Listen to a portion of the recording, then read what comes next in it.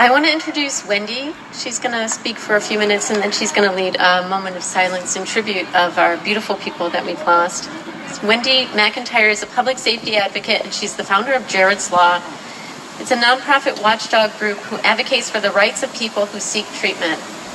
Wendy was successful in sponsoring a comprehensive bill to overhaul the Department of Healthcare Services. AB 920 is now called Jared's Law. And then a moment of silence after Wendy speaks will conclude the memorial and the gathering. And I'll thank you now for coming here and being part of this. And we'll continue to grow our community of healing. Thank you, Wendy.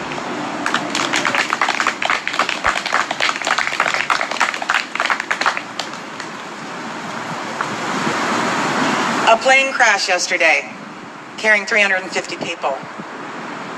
A plane crashed today, and another. Thank you.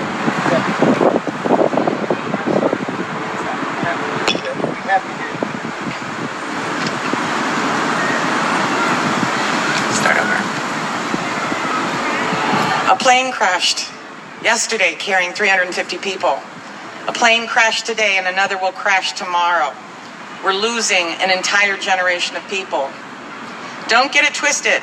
These pharmaceutical companies are a joke. Let me frame this for you. What we are actually talking about is a mass genocide that was for profit. This isn't about a penalty.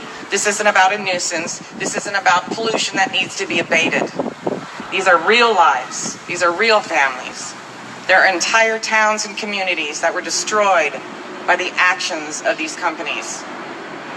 We now know that more people are dying because of the actions of these companies than died in the Vietnam, Afghanistan, Iraq, and Korean War combined.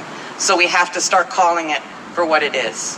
It was a systematic, coordinated attack on American families, and yes, we do need to be going after them for every single dollar.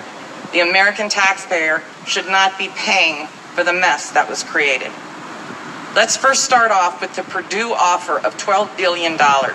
It doesn't even scratch the surface. The problem with the $12 billion settlement is that it creates an illusion of closure around this. There is no closure for families of loss. There is no closure for people who are struggling on the streets, who have lost decades of their lives because they couldn't access services. $12 billion doesn't get us anywhere as close to where we need to be. The $572 million that's coming out of Oklahoma, according to the judge in his verdict, is only to pay for 1 year of abatement. 1 year of services for that state. What are we going to do for years 2, 3, 4, 5, and 6? People need access to life-saving critical care support now. There are people who are literally dying on the streets because they can't get into treatment. They can't get the harm reduction services that are evidence-based to keep them alive until they find recovery. They can't access recovery support services. This is a crime in and of itself, and we're not getting enough money to pay for these services. The pharmaceutical companies have raised havoc on our communities for their profit. We also can't forget the role that the federal government has played in kind of ignoring this crisis. The role the FDA has played, the role the DEA has played. This was a coordinated attack on all levels in our communities. So yes, we need billions of dollars. I would go as far as to say hundreds of billions of dollars. So Purdue Pharma and their $12 billion settlement offer, I say we should say no thank you, we will see you in court. It is not just pharma companies that are responsible. They are a part of a larger equation.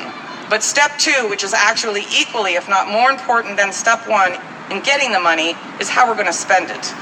We could get $1 trillion out of pharmaceutical companies, but if we're not spending that money where it needs to be spent, then all of the work that I have done, all of the work that recovery advocates have done, families of loss have done, from all around this country to hold these drug manufacturers and distributors accountable goes to complete waste, and we actually risk that happening.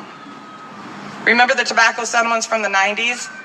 That's a great case study on how this money can be mismanaged and squandered. If Oklahoma's settlement and Purdue's offer settlement is any guide to what's going to happen next, then it looks like they're going to fumble the ball big time. Oklahoma's plan of putting that money into a shiny new university research center that's going to focus on addiction research, where we may not see the outcomes for years to come, is not going to help. There are people that need help right now. There are infrastructures in place on the community level that support these needs immediately, and we've got to get this money to them. We've got to start treating this like the public health emergency that it is. The government needs to realize that this is much larger than an opioid crisis. It's frustrating to hear that the president and members of Congress are addressing this in a silo as an opioid crisis and offering solutions specific to opioids. What's going to happen when the next big drug epidemic balloons, which is